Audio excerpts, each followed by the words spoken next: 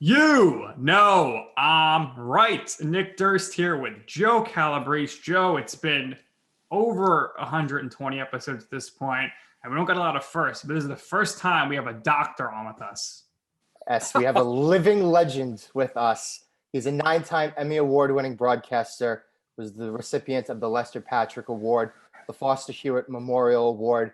He was inducted into the United States Hockey Hall of Fame in 2011, was the longtime broadcaster for the New Jersey Devils, and most notably, people know him as the lead play-by-play broadcaster for the NHL on NBC up until his retirement last year. But retirement, treating him really well, doing all these podcast appearances. But we're very happy he's with us.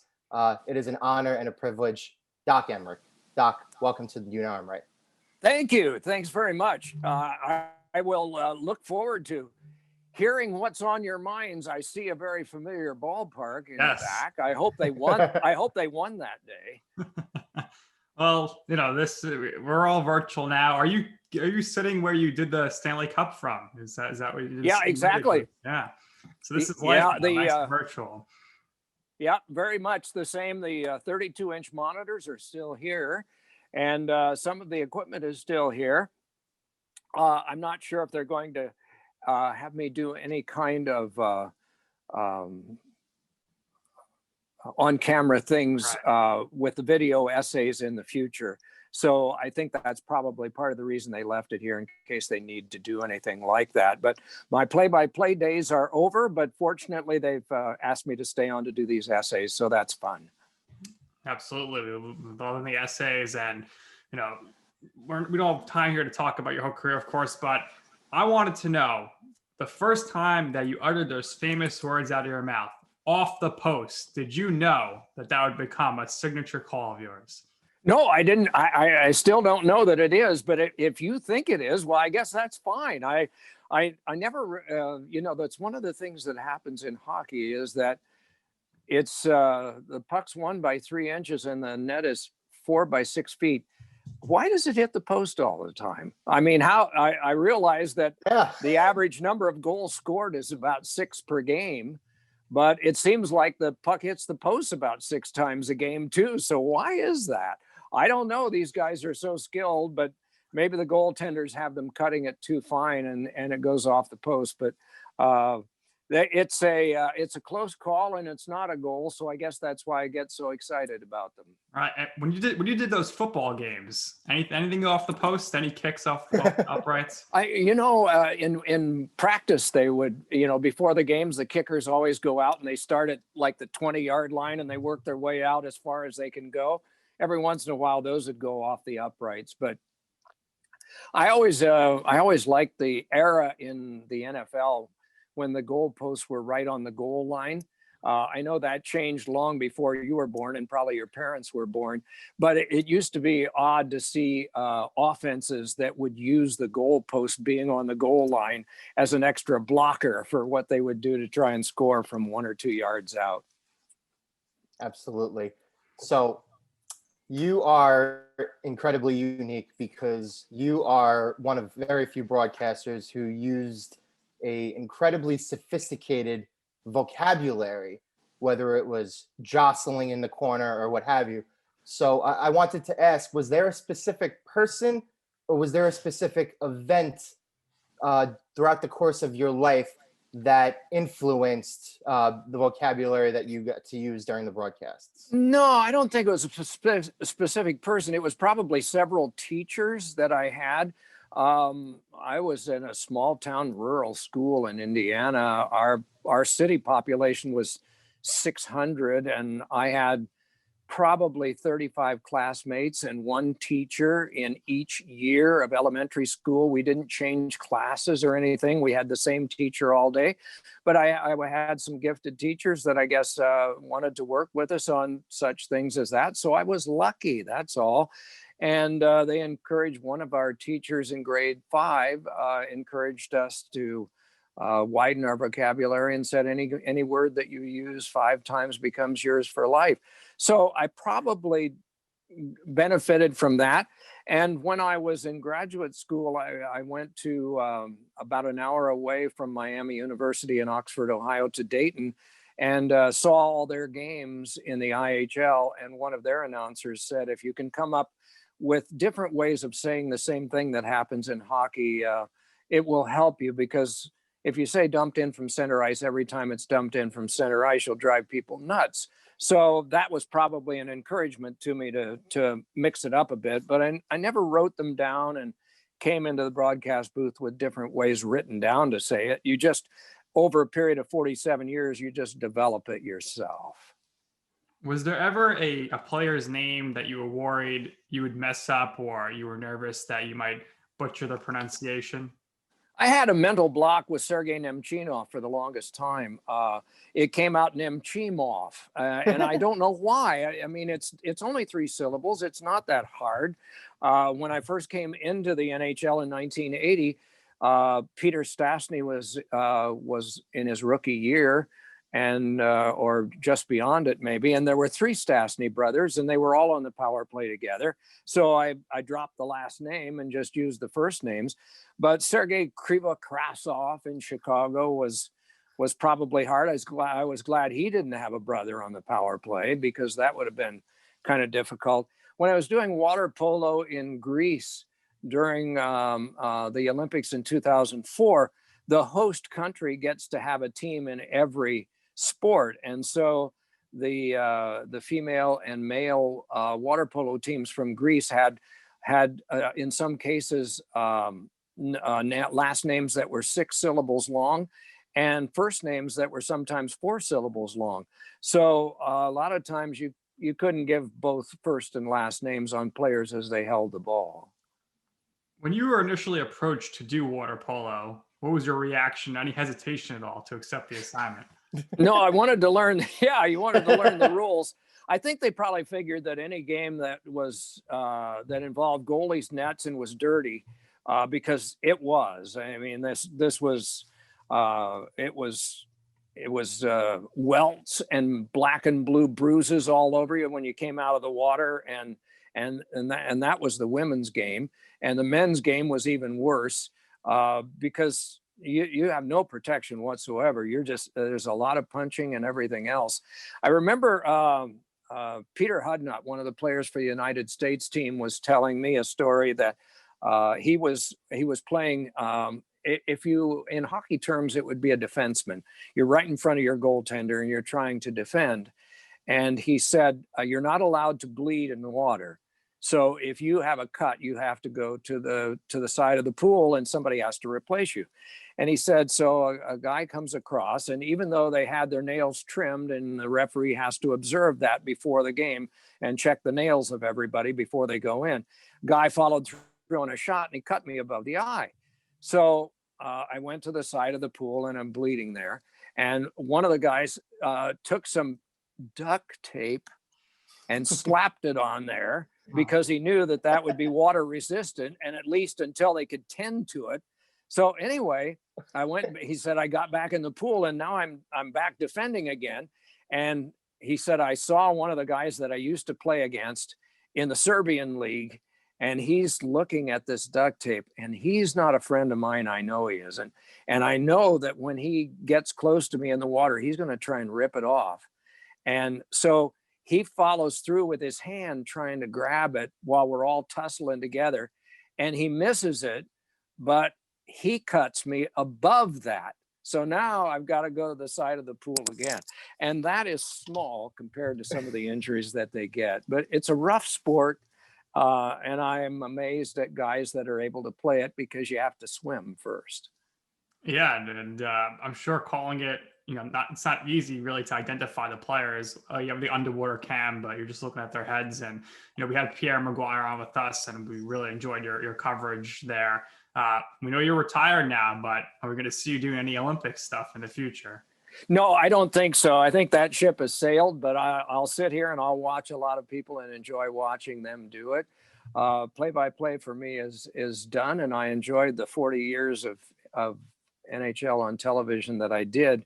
And to still contribute like this is gratifying, that's for sure. But to do that, you need to travel, and those days for me are done. I'm not ancient, I'm not senile or anything. It's just that I got tired of that part of it. And so there are other things to enjoy in life, and I can still watch the games and watch the events all the time at home. I just don't have to do the preparation and the travel anymore, and I like that. Still as sharp as a tack as well. So I wanted to ask, what would you consider to be the most crucial point or the turning point of your career? The moment where you can say that while you were doing on-air stuff and you were broadcasting, that somebody specific noticed you or realized you had a special gift for doing this, and that kind of took your career to the next level? You know, it was probably the first 4 years I spent in the IHL. I was in Port Huron, Michigan, with a team called the Flags. It was this jersey here. And the Flags were owned by the city of Port Huron. And so with that, it became a political football each year because they lost about $300,000 each year. And so the question was, would they be back every year? I was one of 40 applicants for a new American League team in Portland, Maine, that was going to be owned and operated by the Philadelphia Flyers, who had just won back-to-back Stanley Cups and were wealthy. So whoever got that job was not going to have the kind of uncertainty that I had spent 4 years in Port Huron. So I think getting that job gave me some financial stability in that I wasn't going to be penniless, and also moved me to a league of higher classification. And the Flyers promote from within. And so after 3 years in Portland, Maine, I was promoted to Philadelphia, and that was my first chance in doing NHL games. And that was for the first of 40 years doing them. So I would say that getting that job in Portland, Maine was probably the key. And I wanted to also ask, throughout the years, you've met a lot of really tremendous people. You've had the chance to work with tremendous people. A lot of people side by side with you doing the broadcast booth. I wanted to pick your brain about maybe the best piece of advice you've ever received, the best tip you've ever received from somebody. And now that you've had the opportunity to work here for almost 5 decades, I'm sure a lot of people, specifically people who now work at NBC, maybe work for other teams, have had the opportunity to get to know you. What is a tip or piece of advice that you regularly give out to them as well?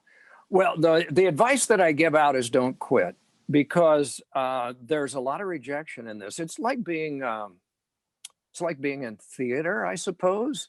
I was never much of an actor. I had one part in a college play, but a lot of people want to do this, and there is a lot of frustration and a lot of rejection. There are a lot of times you apply for a job and you don't get it. At the time that I was trying to break into this line of work, you got turned down in a letter that was sent back to you. And I saved them, and it was about this thick in a 3-ring binder, all the letters of rejection that I got. You do get frustrated because you wonder if anybody's ever going to say yes. And one of those letters sat in a file in Port Huron, Michigan, the owner of the Flags, for 3.5 years.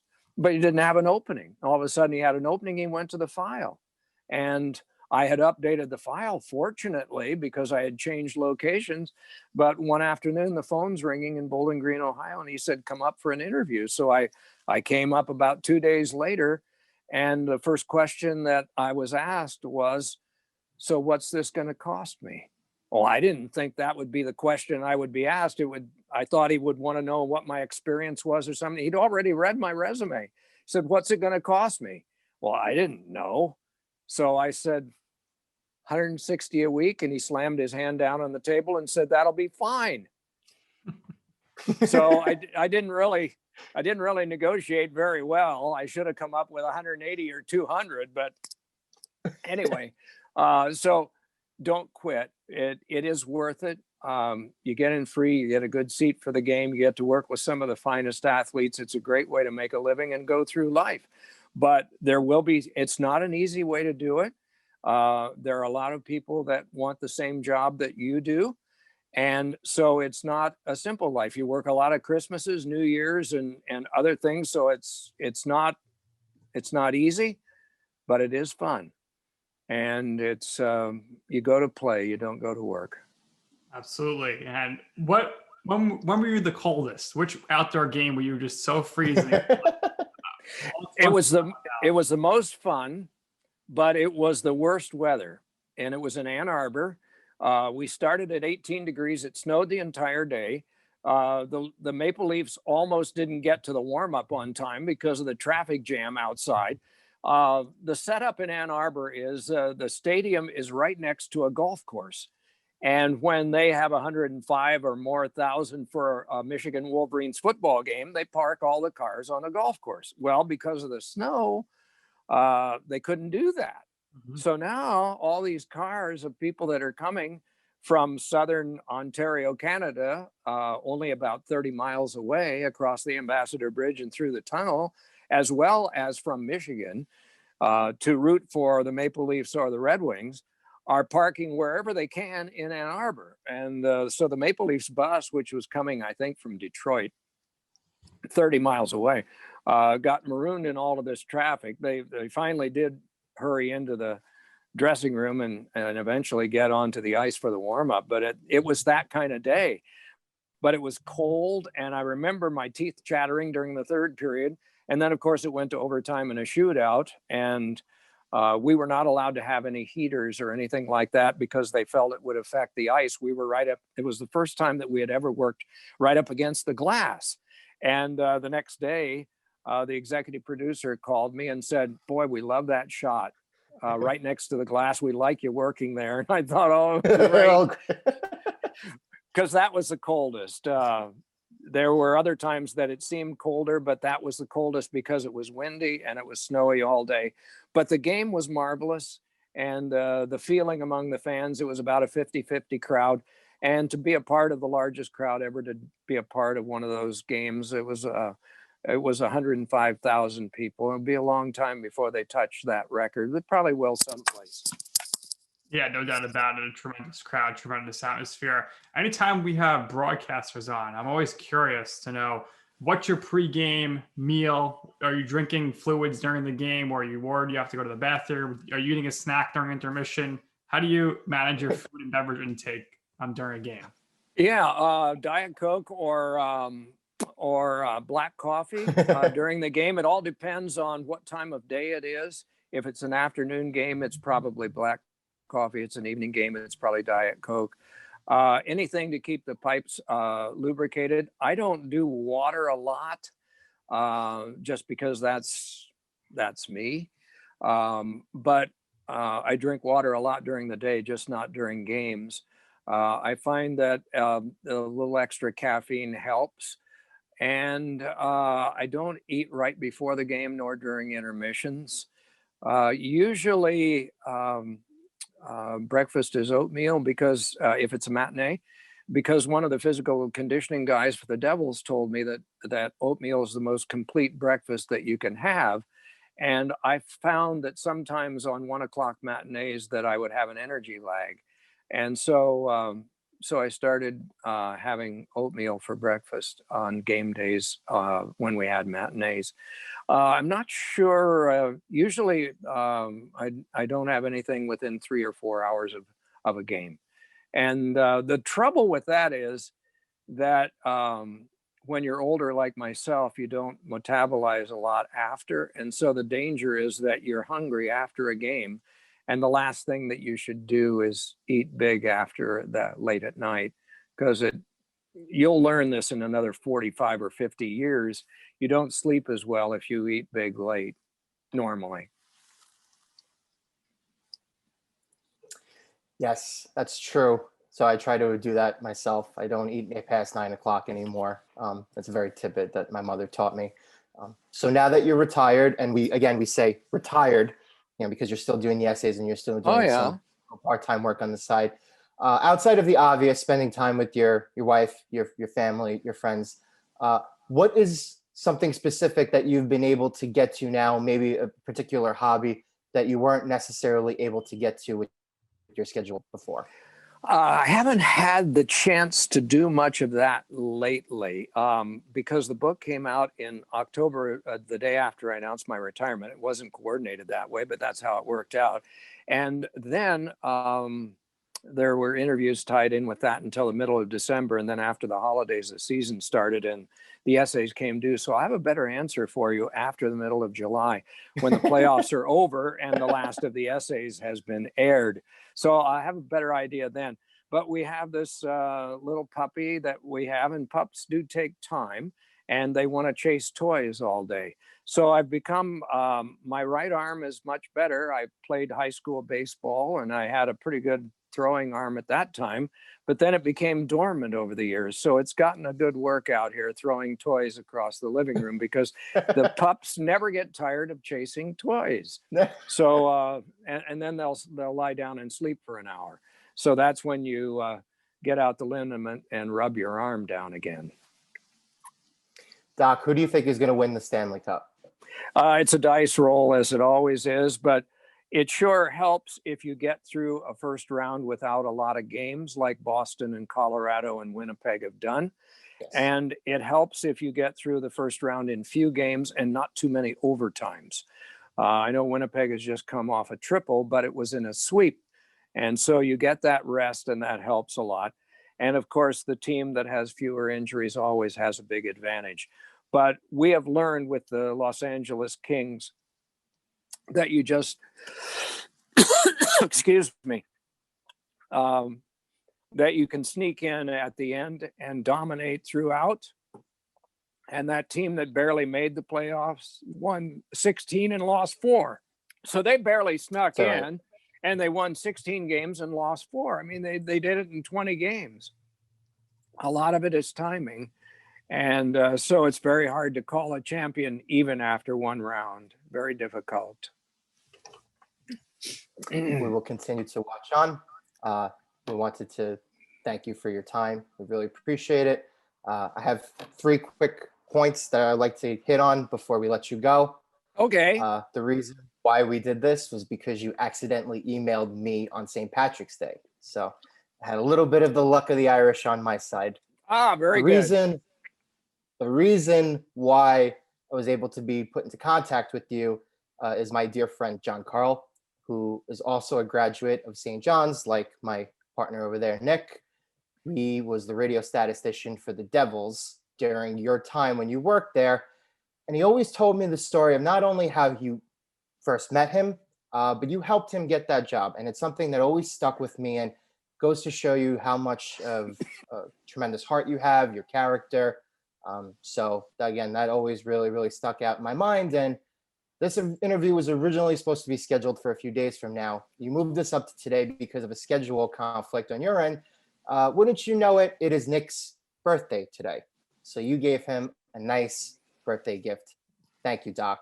I will, for a birthday gift, I'll send you guys both a book. Unless you already have one, and then you can give it to somebody else. Happy birthday to you. Happy birthday to you. Happy birthday, dear Nick. Go Buccos. We need you. Thank you. Thank you, Doc. I appreciate it.